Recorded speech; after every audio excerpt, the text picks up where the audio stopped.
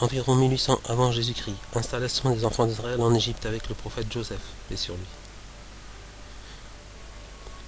1450 avant Jésus-Christ, les enfants d'Israël quittent l'Égypte avec Moïse et s'installent en Palestine, que la paix soit sur lui.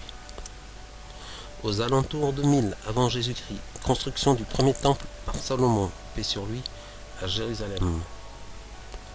Apparition dans l'Antiquité de la Kabbale, tradition ésotérique du judaïsme, loi orale et secrète donnée par Dieu à Moïse. 587 avant Jésus-Christ, destruction du premier temple par Nabuchodonosor II. 536-515 avant Jésus-Christ, reconstruction du second temple à Jérusalem. 500 à 400 avant Jésus-Christ, Malachie considéré par les enfants d'Israël comme leur dernier prophète avant la venue du Sauveur, le Messie.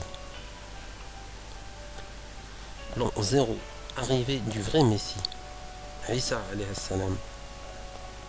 Les enfants d'Israël le rejettent. De ce fait, le Messie qu'ils attendront deviendra le faux Messie.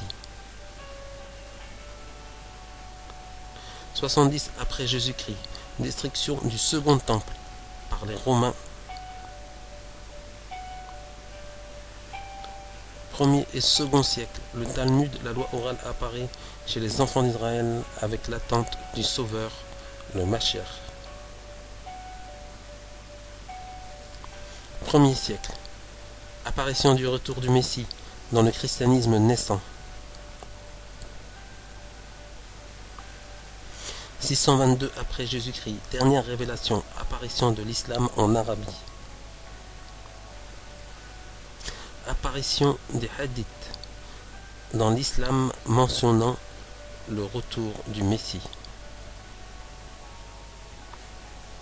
12e siècle, création des Templiers après la prise de Jérusalem par les croisés.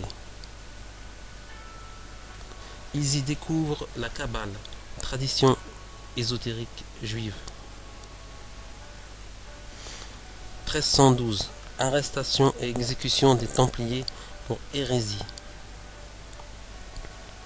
24 juin 1717, création officielle de la franc-maçonnerie moderne, héritière des Templiers. Elle prône la reconstruction du troisième temple de Salomon à Jérusalem pour l'arrivée du Messie attendu par les kabbalistes. C'est la religion du faux Messie par excellence.